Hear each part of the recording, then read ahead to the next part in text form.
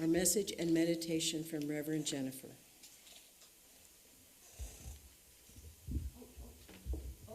Kay's going to give out happy cards. It's time to be happy. We need some happy. We want some happy cards. If we're not happy enough, and you don't know, raise your hand. Clap your hands. Whatever makes you both. That's it. There.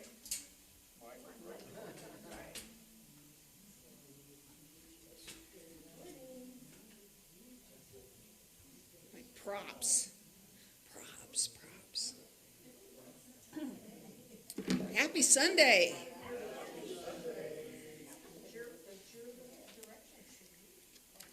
Over on the table, there's a lot of great little pamphlets that Unity put out years ago that we still have, and I think they're coming back up to the surface for a reason. One of them is The Logic of Unity Philosophy, and it talks about the Unity statements of truth. So if you have time to go and see those, it's good to have, be reminded about that. One of the principles, it follows that Jesus' oneness with God is not an exception, but an example of claiming oneness for all humankind. Jesus' words, "Follow me," are his invitation to transform our thinking to claim that same oneness with God. We've been talking about that the last couple of Sundays. And thank you so much. Words to live by. Can I What get does one? yours say? You can get one. We will now. Look up a word you don't know. It's actually my husband's job. If I find a word I don't know, I ask him. And he's got this big, thick dictionary from his dad, who was an English professor. And so he'll go through that and look at it and give it, if he doesn't already know. My husband's a very intelligent man. Of course, he married me. Fruit. Right? Yeah. Okay. So, one of the things I want to remind everyone is on our basic unity principles. We are co-creators with God, creating reality through thoughts held in mind. We were talking about this last week, how being in the silence, we are taking that moment to commune, to have a conversation with God. Not to go up to God in prayer with our grocery list. All right? We go into our prayer and meditation time to sit down and be in that oneness with that divine spirit. We are co-creators with God. I'm sure our musicians can tell us that if they're all practicing in separate places and not coming together to be together in practice, they don't have quite the same result, right? Because Jeff may be going at a different tempo, and Dwight's got a different song, and Doug, and so it doesn't come together, right? So the same with our prayer time and our meditation time. And the reason I'm going back to this is because it is so important right now for us to keep our peace of mind, to keep our loving thoughts, to keep our consciousness high, on a high level of what we want to see unfold for our personal lives, for the state of our state, for the state of our country, and the state of the world. And the power that we have available to us to put action into what's going to unfold requires awareness and consciousness. So we take those moments, as Kay had said, even if you're being quiet between 12 and 1, somewhere in your car or your kitchen, but you know that other people are meditating, you are adding a drop of energy into what is unfolding. The other piece in this book that I went in, to act or not act, and Kay brought that up in her prayer this morning. How natural is it that mystical life begins with standing still, and that it eventually carries us into the busy world in which we live, work, and play? From the viewpoint of those who strive to get it done or make it happen, the mystical life seems invalid. Sitting around doing nothing is not going to allow us to contribute to the world or enhance our own life. However, when we look at the lives of mystics, we see they are the most active of human beings. They pioneered religious orders, painted works of art, wrote classics that endure through the ages, and were tireless in their service to humankind. In fact, the fruits of their stillness and labor remain to this day. The difference between these seekers of the infinite and the typical person is that the mystics' labor was not an act of will. Willingness was their way because it was God's way.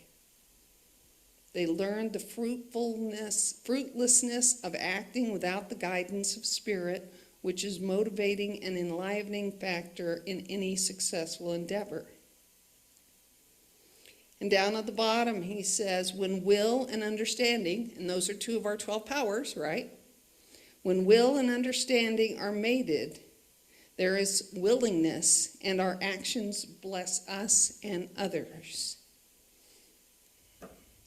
So when we're going about our lives and our day-to-days and just trying to get through the day, it can feel like a slog.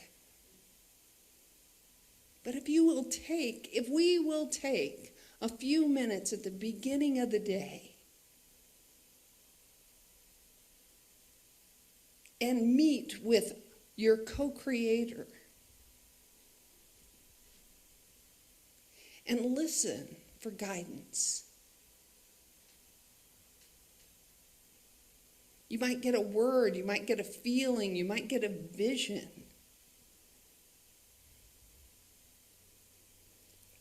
And if we're in our awareness as we go about our day, we will see the things that are supporting that message that we received. It is more and more important and validating when we are in that awareness and we see those things show up that support those messages that we get from our co-creator. Because we are working together. I know when I try to do things all by myself, they're much harder, or they don't turn out the way I wanted them to turn out. And I push through because I want it now. I don't give my co-creator a chance to set things in motion for me so that the path is easy.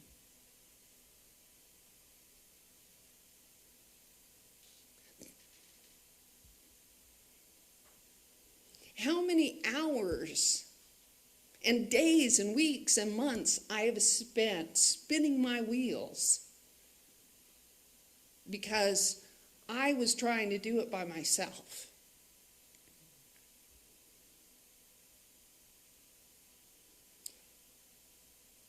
And what more peace of mind and love of my heart when I can say, okay, we'll do this together. You do your part. I don't know what that looks like, but God is good all the time. And I will patiently wait until I see what is mine to do. And so when things come across my path, is this mine to do? Take a few moments. Is this mine to do?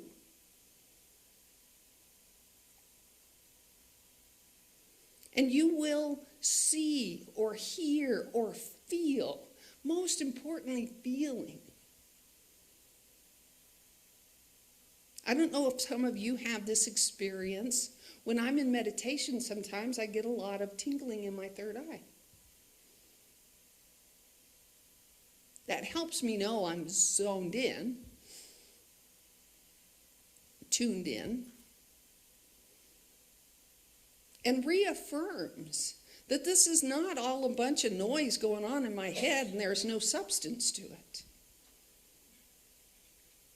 And that's another reason that I look for instances of validation, if you want to call it.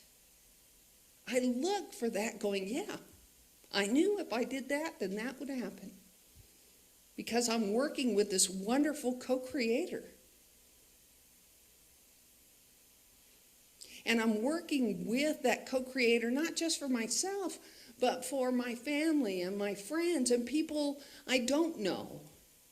I'm working with the co-creator to bring peace to the world. I'm working with the co-creator to bring food to the hungry.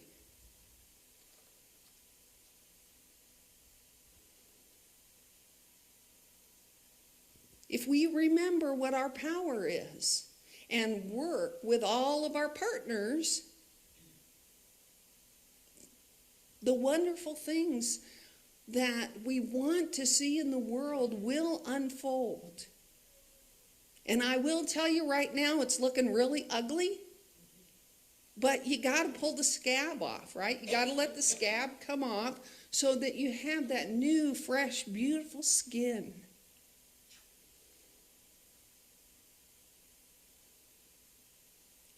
The cake in the oven is baking.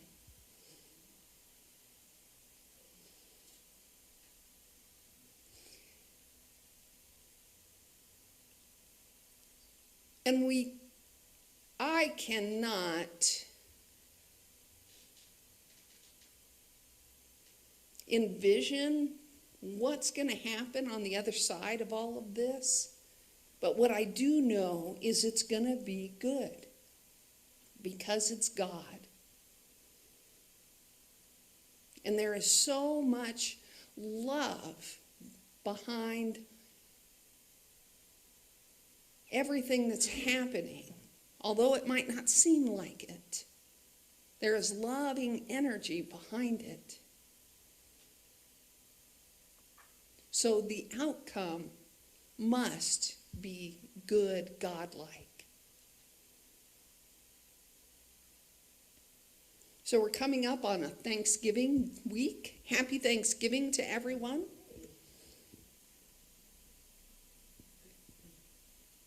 And let us be thankful for ourselves and this wonderful energy we are putting out into the universe.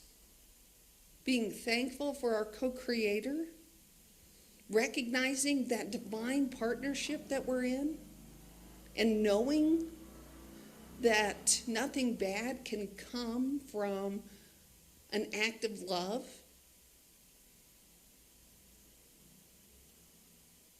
And when you have something to do, take a moment, go within, and ask for guidance. Is this mine to do?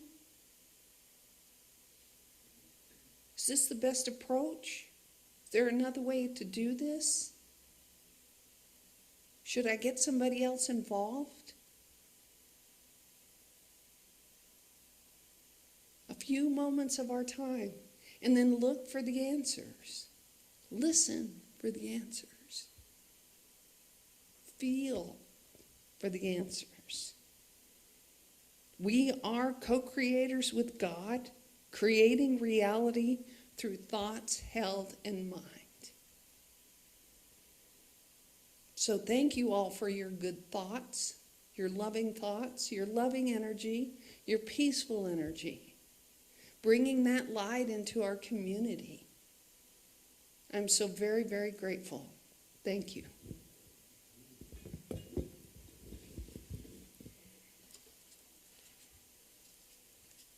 Okay, let me get ready for our meditation.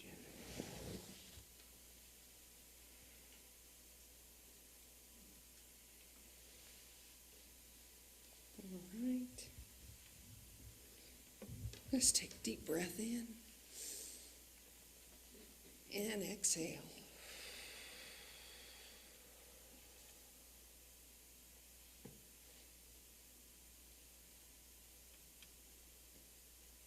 Notice your shoulders, your jaw, your breath. Just soften. Relax.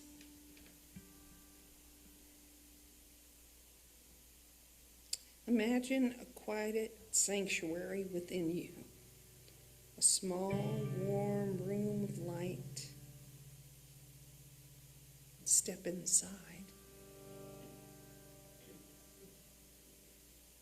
There is no past in this room, no future, nothing to fix, nothing to figure out, only presence.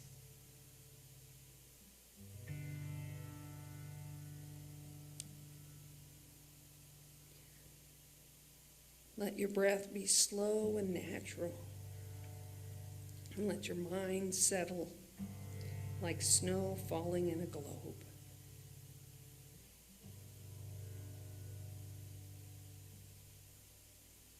If a thought rises, just say to yourself, "Not now, I'm listening," and let it drift away.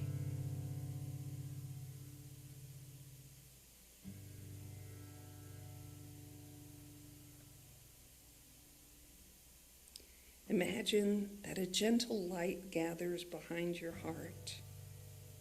This is the voice of Spirit. Not words, but knowing.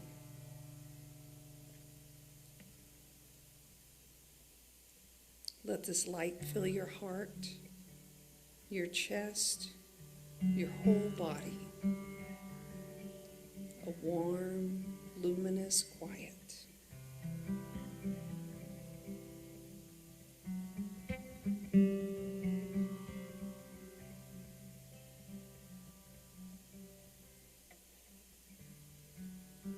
Feel yourself held.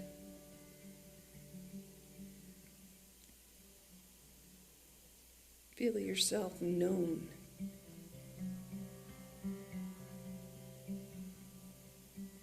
Feel yourself loved.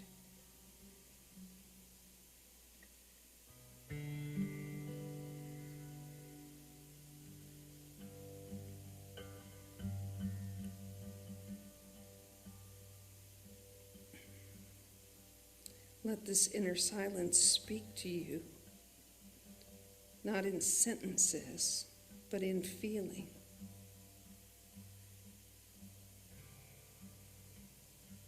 Peace.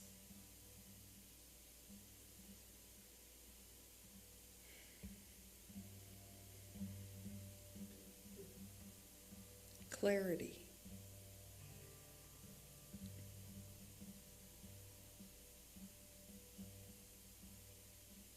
I am here.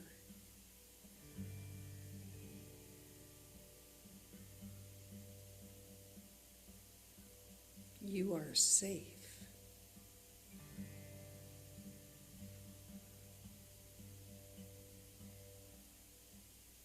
You are guided.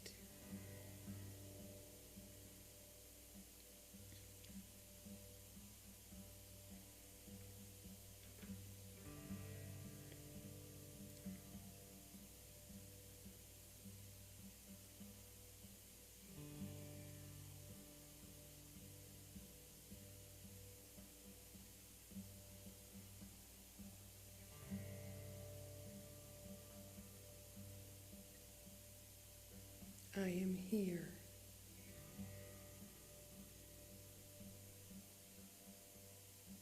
You are safe.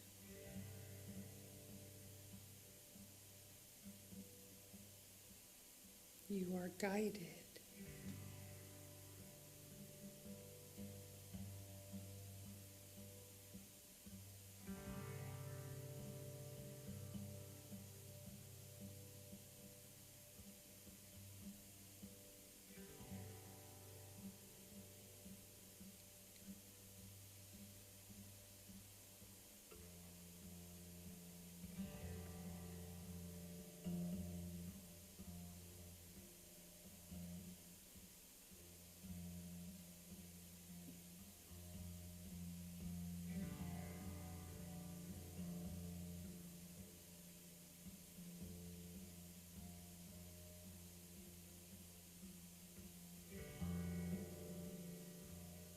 As we bring our awareness back into this space, remember, silence is always here, not far away, not hard to reach, but within the very center of you.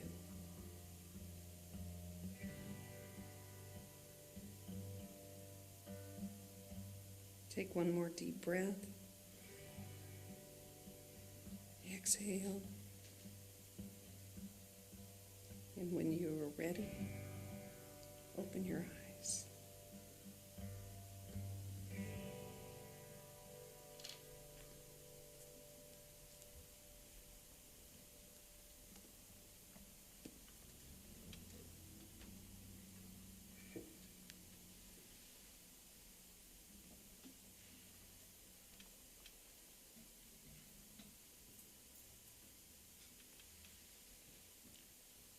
We've got a special guest today to sing you a song, Hana Zara.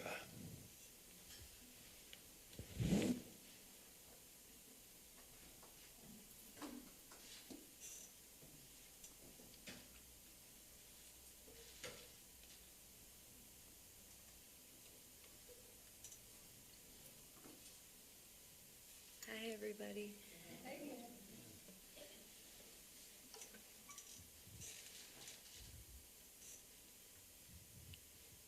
This is a little song about friendship.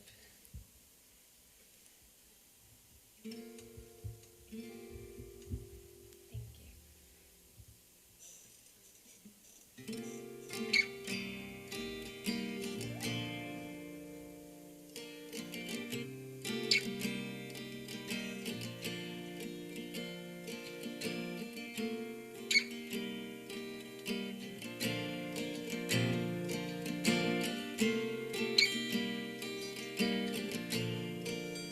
Thanks for loving me madly and treating me right.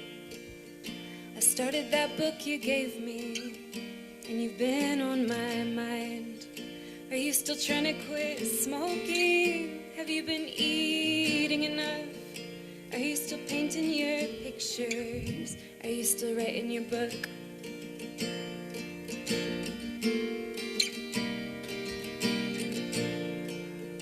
And do you ever see Peter? Do you ever see Sam? How's your father and brother? How's your mother been? I miss the way that you smile, and the shape of your eyes, and the way they catch fire when you argue and theorize. And I wish I could see you now. I bet you're scrappier than ever in your perfect misadventure, but you're beautiful and breaking down, kicking ass just like a lady. Bet the boys are going crazy. Oh, you priestess of my prairie town, where we're born beneath the thunder, and we're willing victims of her fingers and her funnel clouds. Here we're used to stormy weather. Here we stand our ground together in the sirens and the screaming out to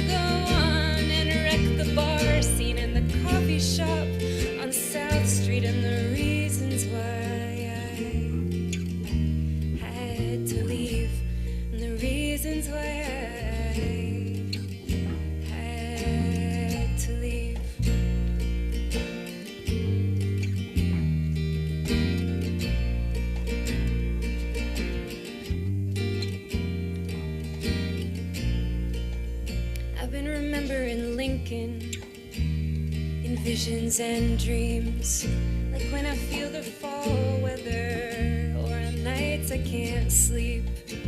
I see Capitol Parkway, I see Washington Street, I see the paper cicadas on the cottonwood trees.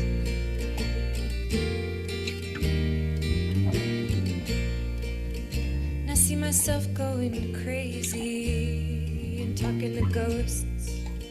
And I see you coming to see me at the hospital. And I see you when you were 16 and you wanted to die, crashing like a tornado through that fragile fence line. I'm so glad you got better. I'm so glad you're alright.